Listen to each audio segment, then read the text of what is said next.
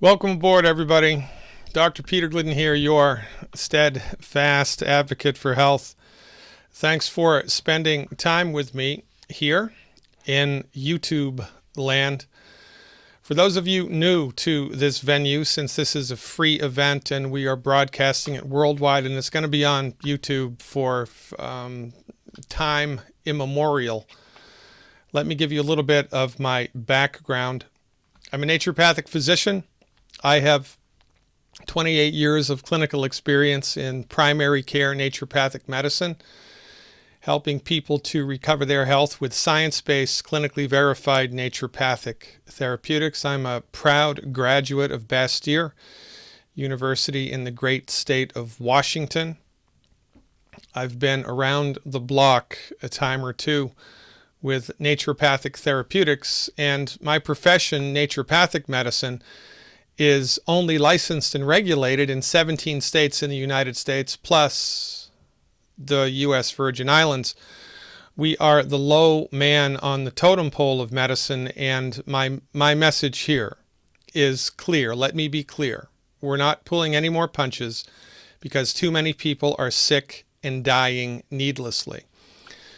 The main reason that there is so much medical suffering in the world is because of a medical monopoly which has existed for nearly 100 years. It's my intention to educate you and everybody in the world as much as I can about the real reason for the healthcare crisis which is upon us.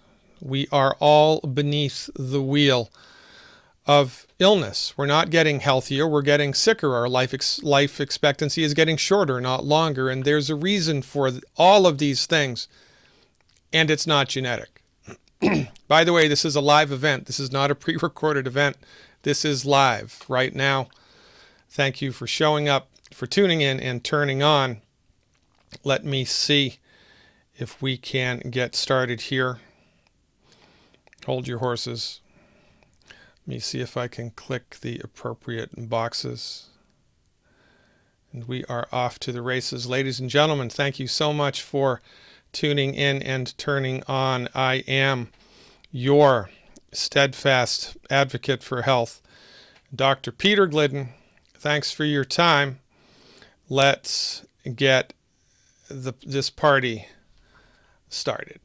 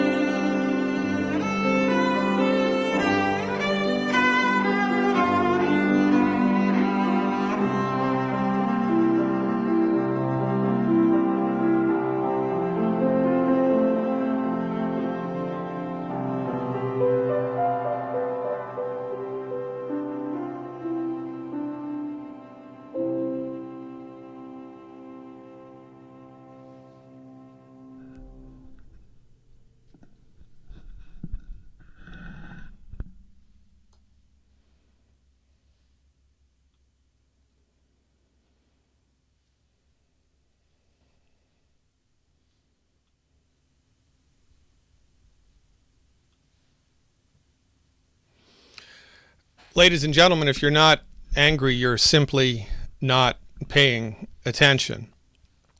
We are getting sicker every year. Our movie star heroes die at an early age, and nobody seems to be upset. It's a problem. It's a billion-pound gorilla in the middle of this country that nobody sees. This man saw it long time ago. Dr. Benjamin Rush, one of the signers of the Declaration of Independence, one of the founders of the United States of America, had this to say over 200 years ago. He'd be spinning in his grave if he saw what was happening. Unless we put medical freedom into the Constitution, the time will come when medicine will organize itself into a dictatorship. To restrict the art of healing to one class of men and deny equal privileges to others will constitute the Bastille of medical science. All such laws are un-American and despotic. And ladies and gentlemen, that is exactly what has happened here in the last 90 plus years.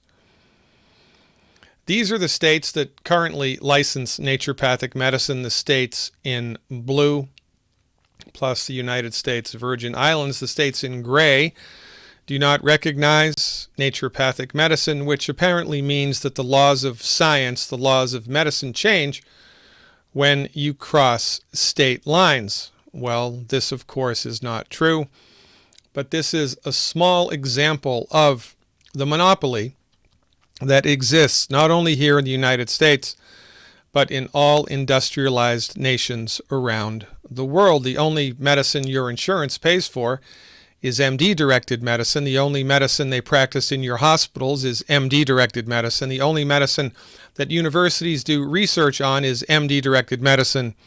And the only medicine they make TV shows about is MD-directed medicine. And even though MD-directed medicine is the leading cause of death, the leading cause of bankruptcy, we still genuflect at the altar of the MD's seeming intelligence. And this is a gigantic problem because, in point of fact, your medical doctor does not own medical science. They own just one piece of the pie of medical science. In the pie of medical science, there's the MD way, the chiropractic way, traditional Chinese medicine, Ayurveda, naturopathic medicine, to name a few.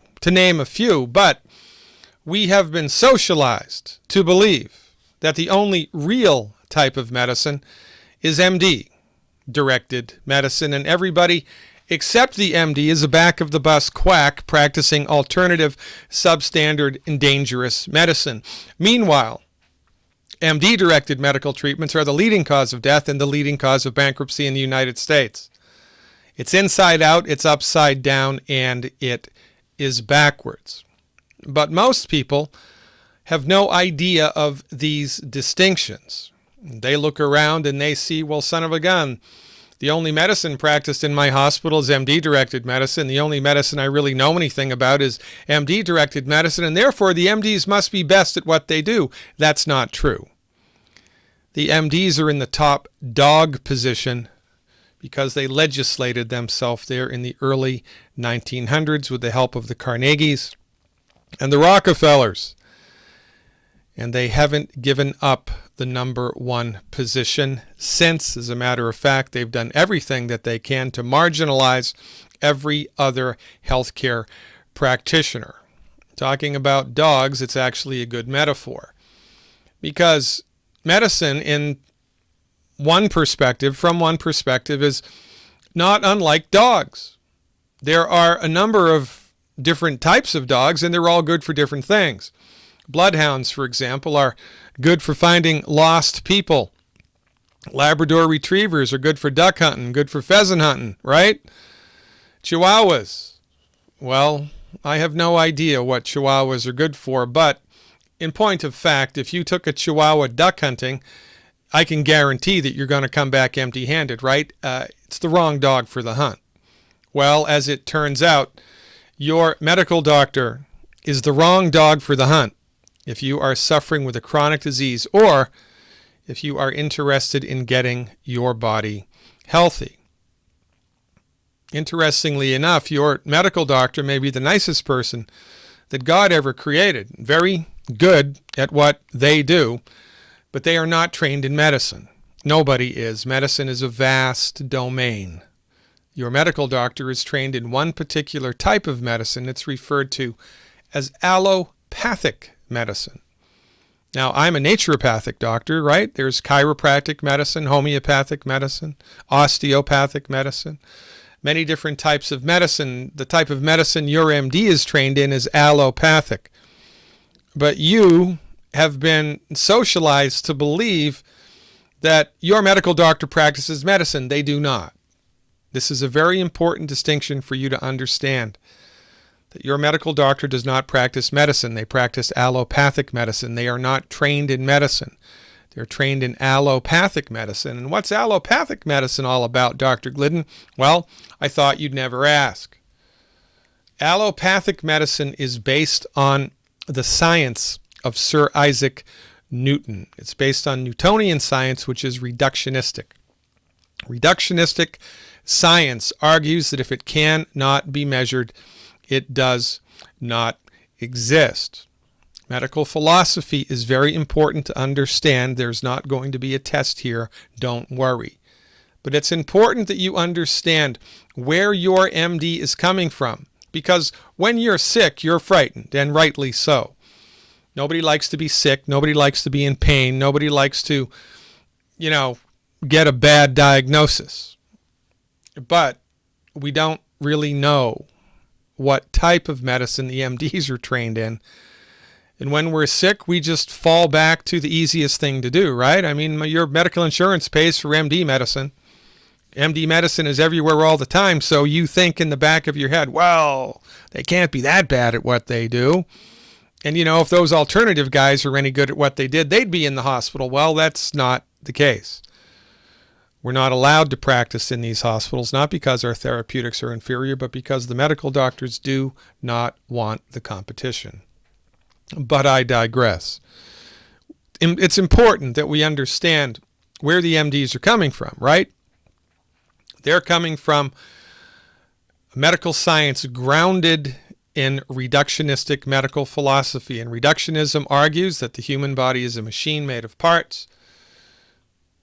There is no soul, right? Remember, it's reductionism, and if it can't be measured, it doesn't exist. Since nobody's dissected the soul out of the human body, since nobody's seen it with an MRI, a CT, or an X-ray, it doesn't exist. If it doesn't exist, it doesn't exist, period.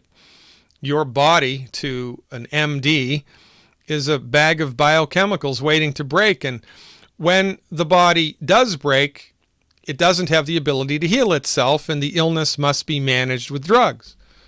This is the point of view that your medical doctor brings to bear on your treatment. Now, this is a very important point to ponder, and for most people, it's a realization, somewhat dramatic, and I hope cathartic realization. Your medical doctor, again, may be the nicest person that God ever created, but because they have been trained and educated in allopathic reductionism, they are not concerned with how to cure your illness. Think I'm wrong? Well, of the thousands of prescription medications which are currently available, the only ones that cure anything are antibiotics, and those are starting to fail us. Your medical doctor doesn't even know how to cure heartburn. They can manage it with the little purple pill, but they can't cure it. They can't cure high blood pressure. They can't cure heart disease. They can't cure arthritis. They can't cure depression. They can't cure anything if it's not infectious. They can manage it very well. And when I'm appointed Surgeon General of the United States, it will be illegal for anybody practicing allopathic reductionism, anybody with an MD after their name, any hospital practicing allopathic medicine, disseminating allopathic medical treatments, it will be illegal for them to advertise health care, because in point of fact, they do not practice health care. They practice disease management. And we need to call a spade a spade. There needs to be truth in advertising. If it said on the outside of your hospital in big letters, disease management, I think you would think twice about going there. Remember, knowledge is power. Now, on the other side of the coin, we have holistic medicine, and you don't know what holistic medicine is. You think that you do, but you do not. Holistic medicine gets a lot of bad press by people with brains the size of walnuts. Holistic medicine gets a bad rap when it should get nothing but praise, because holistic medical philosophy is consistent with the reality of the human experience. We are spiritual beings having a physical experience. Isn't that what every major world religion argues? That the body is inhabited by a soul, by a spirit? Well, this is what every holistic system of medicine in the world argues. Your body is an intricate system of interrelated parts managed by the soul. And because the soul has intelligence, the body knows how to fix itself. The body wants to fix itself. The body is attempting all of the time to fix itself. And it is the holistic physician's job, sacred duty, quite frankly, to deliver therapeutics which support and promote the body's built-in ability to fix itself, to attempt to cure the illness. Holistic physicians attempt to cure. Reductionistic physicians manage, and there is a gigantic difference between the two. Now, given the option, whom would you rather go to? A physician, licensed and regulated, who was trained in therapeutics which attempted to cure your condition, or a physician, licensed and regulated, delivering pharmaceuticals, the intention of which is to exert a hostile takeover of the biochemistry of the body and not cure a darn thing? Well, I think I'll go for door number one, Johnny. Thank you very much. I would too. But because of lack of education, most people don't even know how to pronounce naturopathic and have no idea what holistic medicine is all about. And so when they get sick, they go to the easiest place in town. And even though the MDs consistently fail, we go back because we just don't know there are options. Say what, Dr. Glidden? What are you talking about? My medical doctor is not concerned with how to cure disease. That's correct. They're only trained in how to manage disease. And I'm going to underline this. They may be very well-intentioned human beings, but they do not practice healthcare. They practice disease management. And that's an important distinction for you to understand. Now, look, this is not a let's bash the MD session. This is a let's all get a clue session. The MDs being brought up inside of reductionistic allopathic medicine have a particular skill set which is very, very, very, very good. Remember, right? Different dogs for different jobs. Well, as it turns out, the MDs, because of their training in allopathic reductionism, are really good at trauma care, surgery when it's necessary, and a handful of infectious diseases. That is their skill set. That is where they excel. However, because of the monopoly, which is self-policing and self-regulating, Harvard University even says that over 50%, I think the number was 55, but don't quote me, over 50% of emergency room medical doctors are addicted to street drugs, alcohol, or prescription medications. And nobody goes to jail, nobody's wrist gets slapped, there are no OSHA tickets delivered. Why? Because it's good to be the king, and when you're the king, you can get away, well, with murder. Remember, the leading cause of death in the United States, MD-directed medical therapeutics. And the leading cause of bankruptcy? Well, what's the most expensive type of medicine, Dr. Glidden? Well, I thought you'd never ask. It's the one that doesn't work. However, remember, you're not going to take a Chihuahua duck hunting, but if you take a Labrador Retriever duck hunting, that's probably a good idea. If you have a bullet in your arm, a broken leg, a bleeding artery, some type of trauma to the body, then the MD is the dog for the hunt, the best dog for the hunt. And look, we don't let chiropractors do open heart surgery, do we? No, nor should we. I love chiropractors. Chiropractic medicine is awesome. Chiropractic medicine is extremely misunderstood and extremely underrated. But nonetheless, we wouldn't go to a chiropractor for open heart surgery because that's not their thing. Well, neither should we go to a medical doctor for anything other than trauma or surgery when it's necessary. If you're suffering with a chronic disease like blood pressure, asthma, depression, heartburn, arthritis, blood sugar issues, anything that's a chronic illness, going to a medical doctor is an exercise in futility, and quite frankly, it's dangerous. Now, look, here's the basic cliff notes. MD-directed medical treatments for chronic diseases do not work. Well, that should be they do not cure. And they're the leading cause of bankruptcy. And the only reason that we continue to go back to this well is because of the monopoly which the pharmaceutical industry and the American Medical Association, Health Canada, and every other health organization around the world has put in place. For goodness sakes, MD-directed medical treatments for chronic disease are the wrong dog for the hunt. Now, let me put this in perspective for you, all right? Because all this highfalutin philosophy, what the heck does that mean anyway? Well, it means quite a bit, and it's not that difficult to understand. So let me walk you through how the MDs look at illnesses. And on my website, glidden.healthcare, I have an extensive subscription service, an extensive library of pre-recorded videos, pre-recorded audio outtakes from my radio program and the podcasts that I do, which help to educate you about many different illnesses from the holistic perspective. But for educational purposes tonight, let's look at one of them, lupus, and quite frankly, autoimmune disease, right?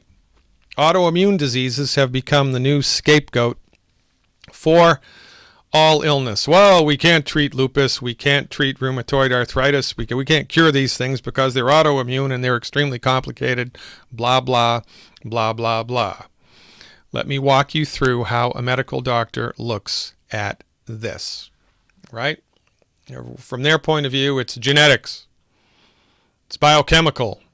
We don't really know what's causing it, or it's a virus, right? So that's what it was. It's a virus. Oh, it's genes. You have a bad gene. Well, no, you don't. This, however, is their fallback position. And, because most of us are not any smarter than a fifth grader, when we hear the word genetic, we cower in intellectual inferiority. And anything else that the medical doctor says, we're just going to believe, even though in point of fact, it's just a lot of conjecture built on a gigantic mound of BS. Quite frankly, a better way to look at it is it's fuzzy logic. The reductionistic understanding of autoimmune disease is fuzzy logic. Here's how it goes. So if you have lupus or rheumatoid arthritis or some type of autoimmune disease, there is something called a rheumatoid factor in your blood. Rheumatoid factor, they can see it. Rheumatoid factor is an antibody found in the blood of 70 to 80% of rheumatoid arthritis sufferers. Higher levels of rheumatoid factor correlate with more severe symptoms and faster progression of the disease. However, some people with rheumatoid arthritis test negative for rheumatoid factor, and some people without rheumatoid factor are positive for rheumatoid arthritis. So it's not a 100% definitive test. You get it? Well, don't worry, there's another one. It's called the anti-CCP antibody. It's also associated with rheumatoid arthritis. If you test positive for this, there's a 90% chance you have rheumatoid arthritis. A positive test for anti-CCP also indicates that your problem is going to progress more quickly. On the other hand, many rheumatoid arthritis patients don't have it. They test negative for it. So this test is most often used in combination with other tests. Oh, there's another one, the anti-nuclear antibody. It measures your immune system chemicals that indicate what the MDs believe is an autoimmune disease. 30 to 40% of rheumatoid patients test positive for anti-nuclear antibodies. Get it? Okay, so does 2 plus 2 equal 5? No. 2 plus 2 equals 4. Let's look at this from their perspective. So, according to the research, here's what the MDs believe about autoimmune disease. People with autoimmune disease have antibodies that healthy people do not have. Antibodies in their blood that healthy people do not have, but some of them, only sometimes. Therefore, it is the antibody that causes the disease, even though it is not always present. Why? The body is a bag of chemicals waiting to break, so just trust me, I went to Harvard, is basically their intellectual, scientific, medical argument. And you know, once that horse is out of the barn, it's not going back in. Whenever 100 medical doctors all agree on something, it becomes true, even if it's not. Anybody here remember bloodletting? Wasn't bloodletting the treatment of choice of the sophisticated medical doctor? Isn't that how George Washington was killed? This is the problem with a self-policing, self-regulating monopoly. When they develop points of view on whatever, those points of view become rote, even if they're wrong. Now look, we need perspective on all of this stuff. We need the proper perspective. We need the proper perspective to understand illness. We need the proper perspective to understand the pathogenesis of disease. But remember, the medical doctors are trained in one particular type of philosophy, allopathic reductionism. And allopathic reductionism is inconsistent with the reality of the human experience because it argues against the existence of the soul. No soul in the human body, thus saith the MD. And because of this particular perspective that they bring to bear, all of their conclusions on the genesis of chronic disease, or most of their conclusions, are incorrect, but they don't know they're incorrect. I mean, for instance, if your great-granddaddy had a sextant, he used to be a sailor, and he used a sextant to chart the position of the sun in the sky, and you got that sextant, you knew how to work it, you could go outside every day at noontime and you could look at the position of the sun in the sky. You could chart the position of the sun in the sky 10 times a day for an entire year. You'd have mountains of data that you could then use to accurately predict where the sun was going to be in the sky at any moment in time at your location on planet Earth, and you would be 100% correct. And you'd have mountains of data to support your position. And then you could also make the conclusion that, ladies and gentlemen, it's the sun that goes around the Earth. I mean, look, you don't even need to take measurements to see that. It's the sun that rises and the sun sets. The sun's moving around the Earth. The Earth is standing still. Well, you'd be wrong, even though you had mountains of data to support that notion. You'd be wrong because you were blind to two simple data points. 3, the mass of the sun, the mass of the Earth, and angular momentum. If you had no idea of these 3 things, you would be drawn to the wrong conclusions, even though you would have mountains of data to support your position. That is exactly what the medical doctors do because of their grounding in reductionism. Interestingly enough, the only people in the world that practice reductionism are the MDs, right? The body's a machine waiting to break. There is no soul. The body can't heal itself. Illness must be managed with drugs. Ay, ay, ay, ay, ay. Holistic physicians, on the other hand, that's everybody else except the medical doctor. Everybody else except the medical doctor. The body's a complex system. There is a soul. The body has intelligence. It knows how to fix itself. Bada bing, bada boom. Look, if you had a particular type of color blindness, you would not be able to see the number 5 in that design. You would be blind, but you wouldn't know that you're blind. And this is what it is with the MDs. They're like colorblind artists who don't know that they're colorblind. This is why their therapeutics consistently fail. But nobody's talking about this, not like me. So what do the MDs do when they see somebody with a quote-unquote autoimmune disease? Well, suppress the immune system, ladies and gentlemen. That's what we have to do. We use Imuran. We use Sandimmune, cyclosporin, monoclonal antibodies, right? Just ask Phil Nicholson. He loves this stuff. Corticosteroids also, such as prednisone, deltazone, orazone. Let's not worry that it's not curing the disease. Let's not worry about the side effects. Why aren't we going to worry about these? Well, because it's a gigantic industry, about $100 billion a year worldwide. The medical profession makes treating people with autoimmune disease, not curing it, not curing it, not curing it, and in the meanwhile generating side effects. And I'm the quack. Well, Dr. Glidden, this might all be well and good, but what's your perspective? What's the holistic perspective on autoimmunity? Well, it's quite easy, quite frankly. There are a handful of my colleagues that believe autoimmunity goes like this. Kind of like what happens when animals get hit by automobiles. Right? If you're in Australia and there's a Joey and he's running across the road and gets hit by a traveler, pretty soon he's going to be a decayed mass on the side of the road, right? Well, what happens? What happened to the dead animal's body? Got eaten up by bugs, right? Turn over any dead animal on the side of the road and you're going to see worms eating him from the inside out.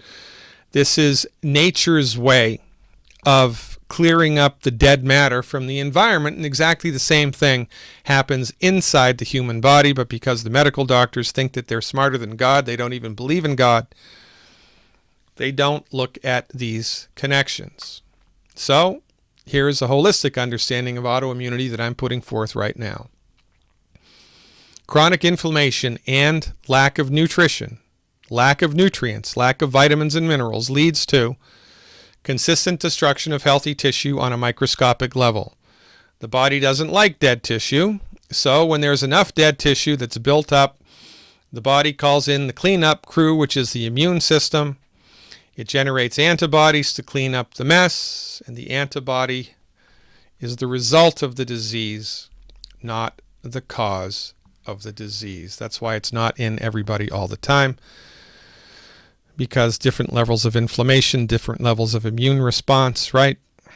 The antibody is the result of the disease, not the cause of the disease. This is the proper perspective to understand the genesis of this illness, and it will never be brought to bear by the MD because they are grounded in reductionism. And like colorblind artists who do not know that they are colorblind, they are continually going to draw bad pictures. All of this, right, begs the question, well, what causes inflammation and malnutrition? Little lapdogs is what cause malnutrition and inflammation, ladies and gentlemen. All right, it's not little lapdogs. It's these guys. All right, no, it's not those guys. That's not a very good way to portray the MDs, Dr. Glidden. I don't really care. They're the leading cause of death. Inflammation and malnutrition are caused by consistent consumption of food, which is inappropriate for the human body, and a medical monopoly, which pays no attention to nutrition. Your medical doctor may be the nicest person in the world, but they have no training, no education, no respect, no appreciation for medical nutrition. And because they exist in the monopoly, you do not know what I know. You do not know what my colleagues know. And you let the people who make the food tell you what food to eat. I don't think that's a good idea. If you bought a brand new Mercedes, win the lottery, buy a Mercedes, have a very successful business, buy a Mercedes, it's an unleaded engine, 20-gallon tank, and every time you fill it up, you put 10 gallons of unleaded and 10 gallons of diesel. It's only a matter of time until the engine craps out. And there's nothing wrong with the engine. It's the fuel, baby. You put the wrong fuel in the engine, sooner or later the engine is going to explode. Human body is no different. And because your medical doctor owns the show of medicine, because your medical doctor has no training, no experience, no respect, and no appreciation for medical nutrition, you are in the dark. You're consistently eating food all of the time, which is hurting the body, and your body has run out of the essential nutrients that it needs to fix itself. Which brings us to part 2 of this presentation, the good news, what to do to get on the other side of a chronic health condition. My mentor and colleague, Dr. Joel Wallach, the second oldest naturopathic doctor in the world, arguably the most researched and published naturopathic doctor in the world, the founder of the Youngevity Essential Life Sciences Network marketing company, is, in this doctor's estimation, the king of the hill when it comes to understanding how the body works and what to do to help the body recover its health. I could give an hour-long presentation about Dr. Wallach's resume. Among other things, he's taken the Food and Drug Administration to court a number of times to secure something called a qualified health claim. Generally speaking, the only thing that can cure disease in the United States, according to the Food and Drug Administration, is a drug. Did you know that? The only thing that can cure disease is a drug. Thus spake the FDA. And in order to get a drug approved, it's tens of millions of dollars, $40 to $60 million you have to spend to get a drug approved. This pushes vitamin companies and herbal companies out of the game. Nobody but Big Pharma has that type of money. But there is a little loophole in that egregious law which allows doctors, anybody quite frankly, who has the chutzpah, to approach the Food and Drug Administration with mountains of research. And if all of the research points to a certain medical conclusion, and if the stars align, the Food and Drug Administration will grant something called a qualified health claim. Youngevity has been involved in a number of qualified health claims. Because of Youngevity's efforts, we can say that the trace mineral selenium is cancer preventive. We can say that omega-3 essential fatty acids reduce the risk of coronary heart disease. And we can say that the antioxidants in vitamin C and vitamin E are cancer preventive. And we can do all of these things because of the proactivity of Youngevity, led, of course, by Dr. Wallach. Now, do you know any other nutritional supplement companies in the world that are doing things like this? I don't. And I've been in this industry for over a quarter of a century. But where the rubber hits the road, and why Dr. Wallach's therapeutics are so effective, and why I'm such a cheerleader for the Youngevity brand of nutritional supplements, is because of Dr. Wallach's research. There was an environmental disaster years ago in Japan. It was called the Minamata disaster. Tons of gallons or lots of mercury, liquid mercury, was dumped into Minamata River. It flowed into Minamata Bay, poisoned everybody in Minamata. Lots of people died. Everybody got sick. And 9 months later, all the children born in Minamata were unbelievably disfigured with birth defects, all because of mercury toxicity. This was kind of a wake-up call to the scientific community, and scientists discovered, were of the opinion that, son of a gun, if mercury toxicity can do this, what about other things in the environment that we're dumping into the environment, which we don't even know about? We need to figure out the extent of environmental toxicity on the net negative health of humans, and they put Dr. Wallach in charge of this research. It took 12 years. From 1971 to 1983, cost $25 million. In modern day money, that's, I don't know, a lot of dollars. Dr. Wallach did 26,000 autopsies, more or less, 10 million blood chemistries and histopathologies, more or less. And his publication, which was the result of this, The Diseases of Exotic Animals, is in the Smithsonian institution. It's a national treasure, not bad for a naturopathic doctor. The Cliff Notes here, $25 million of research, 26,000 autopsies, and 10 million blood chemistries later, we can say that in order for the human body to be healthy, it needs 90 essential nutrients every day. Here's the breakdown. 60 minerals, 16 vitamins, 12 amino acids, and 2 essential fatty acids for a grand total of 90 essential nutrients. Hence, the Youngevity company's mantra, 90 for life. This is what we talk about, or what we're referring to when we are referring to the 90 for life. It is the 90 essential nutrients that the human body needs. And keep in mind, a nutrient is called essential if the body needs it, but it cannot make it. Your body needs 90 essential nutrients every day just to function optimally.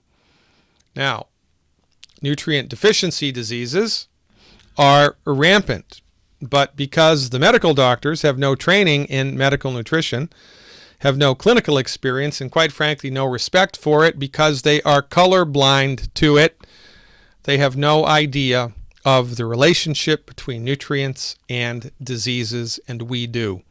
Here's the short list. High blood pressure is directly related to not enough calcium, not enough magnesium. Ringing in the ears, not enough calcium, not enough sulfur-bearing molecules. Vertigo, not enough calcium. Type 2 diabetes, multiple mineral deficiencies, especially vanadium and chromium. Congestive heart failure, not enough thiamine or vitamin B like baby 1. Asthma, not enough omega-3 essential fatty acids. Obesity, multiple nutrient deficiencies. This is the secret to weight gain that not even Oprah knows, ladies and gentlemen. If you're struggling with obesity, you don't have a bad gene, you have a bad doctor. If you're struggling with obesity, you don't have, you're not lazy, you're not depressed, you're not irresponsible. You're nutritionally deficient. Your body is starving for nutrients. Because your body is starving for nutrients, it forces you to eat. But the food that you're eating doesn't have the nutrients you need. And so you'll go to Olive Garden, you'll eat like a horse, consume 3,000 calories in 45 minutes, and 2 hours later, you're hungry again. The medical doctor's treatment for this, let's just cut out your stomach. Oh, that's too extreme?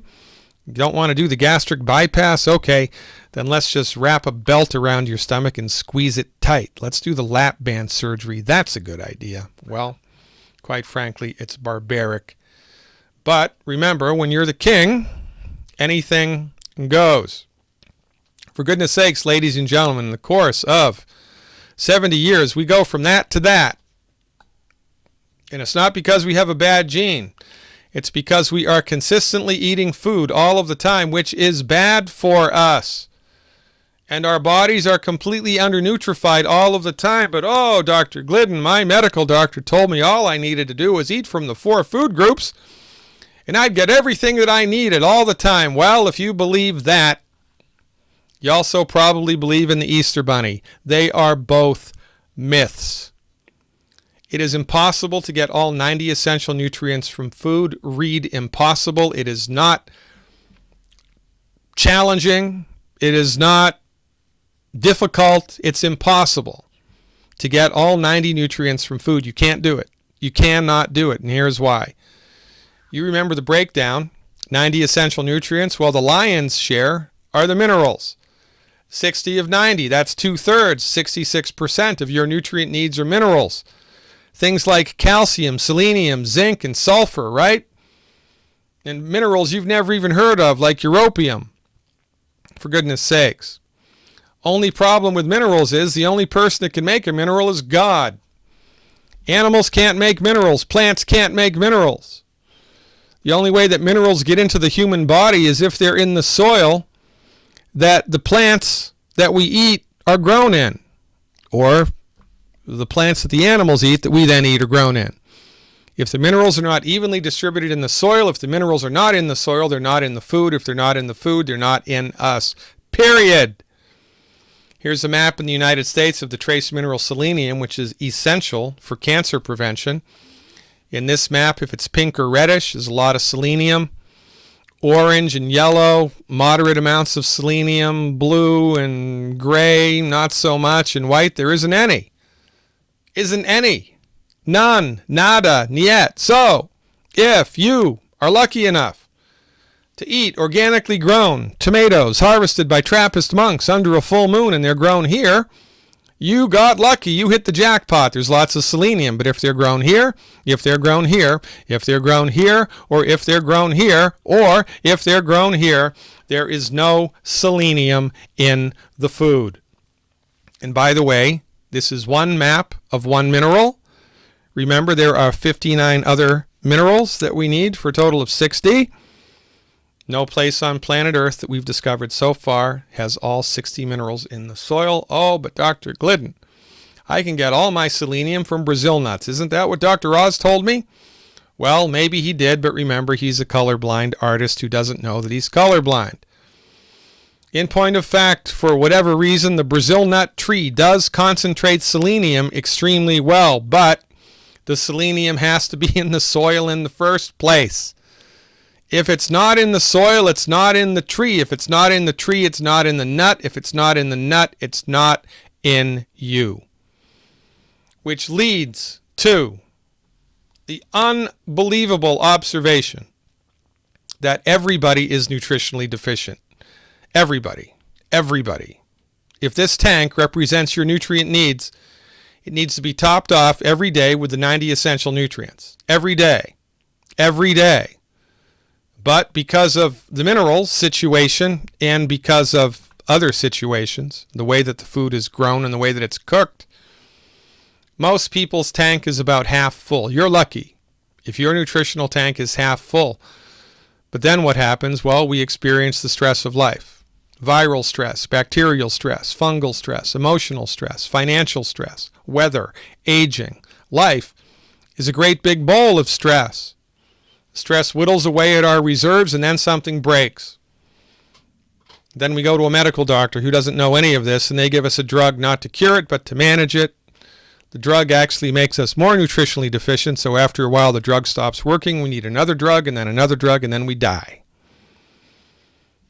We're lucky if we don't go bankrupt in the process, and then our relatives are so grief-stricken that they organize a 5K run on our behalf and give money to the medical doctors under whose care we got sick in the first place. For goodness sakes. And you know, if you look back at time, chronic diseases really started to accelerate here in the 20th century, and here's the reason that only a few of us understand. It all happened on September 4th, 1882, in Pearl Street, New York, overlooking the construction of the Brooklyn Bridge, and it's due to this man, Thomas Alva Edison. He pulled the switch on the first electric generator, bringing electrical energy to a district of New York City. This was the first time that electrical energy was available to the masses. This was the birth of the electric revolution. And what on earth does this have to do with chronic disease? Oh, is it electromagnetic radiation from the overhead wires? No. It's something much more down to earth. Before, electricity was in everybody's house. Everybody heated and cooked with wood. And what was the result of heating and cooking with wood? Wood ash. Wood ash was an industry. The collection and the dissemination of wood ash was a cottage industry. It was a big deal. And the white ash from the middle of the fire was called potash. That's where it was the hottest. The carbon in the ash would burn off. And what's left in wood ash? Minerals. Wood ash is 99.99% minerals. The minerals that the plant, the tree, the bush, whatever it was, sucked out of the ground that it was growing in. The fire burns away the sugars and the cellulose and the carbon and everything else, but it can't burn away a mineral. So the wood ash was almost 100% minerals. And people would take the white ash from the middle of the fire and put it in their food. Culinary ash. Culinary ash was a big deal in the 1800s. But after the electrical revolution, nobody was heating or cooking with wood anymore.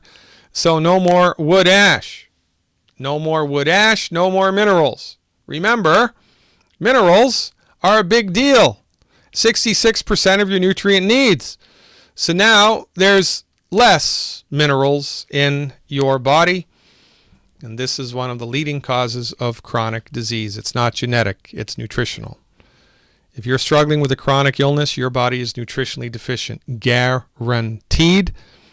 And in order for you to get on the other side of that, you need 90 essential nutrients, right? You need them all. You need the 90. You need to fill your tank up. And period. For goodness sakes. Coretta Scott King listened to our advice. She listened to Dr. Wallach. She was able to march in the Million Man March after recovering from a bad arthritic condition. She gave her body the nutrients it needed, and her body fixed itself to the ability that it was able to. It wasn't genetic. Evander Holyfield had a heart condition. He fixed it with medical nutrition. Thank you, Dr. Wallach. Nelson Mandela lived as long as he did, beat the curve, died in his 90s, right? Most people die in their early 80s here in the United States. I have no idea what the average life expectancy in South Africa is. He made it as long as he did because he was taking Youngevity's nutritional supplements while he was in jail in South Africa, for goodness sakes.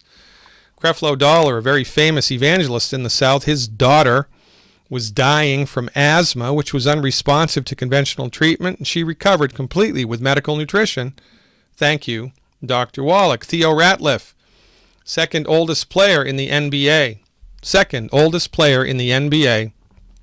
was told by the best orthopedic surgeons in professional basketball that he couldn't play because his bones and joints were too far gone. He needed multiple surgeries and he had to retire. Theo talked to Dr. Wallach, followed Dr. Wallach's advice, and 9 months after the orthopedic doctors told him he was done, he came back and led the league in rebounds, not only for that year, but for 3 years in a row.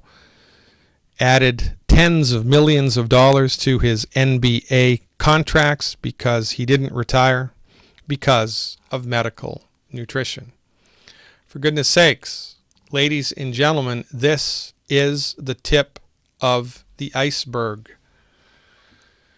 Now, in a public forum like this, because of the Food and Drug Administration rules and regulations, because of the ridiculous legality that the only thing that can treat a drug is that can treat a disease is a drug, in a public forum like this, we have to draw the line. I can't tell you what nutritional supplements to take in order to treat a disease because that's illegal. Now, as a private patient of mine, I could tell you to do that. You can go to a naturopathic doctor, you can go to a chiropractor, an Ayurvedic practitioner, and they can tell you exactly what to do in the context of a doctor-patient relationship in a state or a province in which they're licensed and regulated. But in a general assembly like this, there's a lot of gray area. And so, I'm here to tell you that if you want more information specifically about what to do for disease states, with something other than drugs and surgery, if you'd like a different perspective, then go to my website, glidden.healthcare, become a subscriber to my online health recovery program. I have a self-help health recovery program online. There are 4 different levels of membership. Join, educate yourself, and figure out what you can do right now to get your body into the game of healing with science-based, clinically verified medical nutrition. And my advice to you, find somebody who is a member of Youngevity. Find a Youngevity distributor. Perhaps it's the person who told you to watch this little presentation of mine. Find a Youngevity distributor and ask them what you can do, how you can get the 90 essential nutrients into your body in order to support and promote your body's ability to fix itself. And this is what we educate people in, right? You know, it's against the law to treat disease without using drugs. So people in Youngevity are not up to that. but people in Youngevity are up to helping you to know what to do to support and promote your body's ability to have healthy bones, healthy heart, healthy joints, healthy kidneys, healthy stomachs, healthy whatever. We do this with science-based, clinically verified nutrition. Ladies and gentlemen, your body's ability to fix itself is greater than anybody has led you to believe, and you must nutrify. You must. It's mandatory. You have to drink water every day. You have to put clothes on when you go outside to protect yourself against the elements. You have to eat calories for energy. There's one more thing you have to do, but nobody told you about it. You need to nutrify. You need to take the 90 essential nutrients every day. And when you start to do that, your body, for the first time in your life, will have everything that it's needed to fix itself, for goodness sakes. And that's a game changer. You can't get into the game of healing unless you nutrify. In this physician's opinion, you can't do it. You have to give your body the raw materials it needs to optimize its structure and function. And in 28 years of clinical experience, I'm here to tell you that nobody does that better over the counter than Youngevity. Get in touch with your Youngevity representative and find out how you can take advantage of this remarkable health opportunity. Youngevity, 90 for life. I am your steadfast advocate for health, Dr. Peter Glidden. Thank you for tuning in and turning on. I'll look forward to seeing you at some point in the future. Remember, knowledge is power here, and we are going a long way, out of our way, to tell as many people as we can our message of health recovery through science-based, clinically verified medical nutrition. Get in touch with your Youngevity representative today and find out how you can do exactly that. Become a subscriber at my website and educate yourself a little bit more, because there's a lot more to learn here. This is only the tip of the iceberg. Until we meet in some time in the future, and even after that, I am your steadfast advocate for health, Dr. Peter Glidden. Live long and prosper. I'll see you around campus.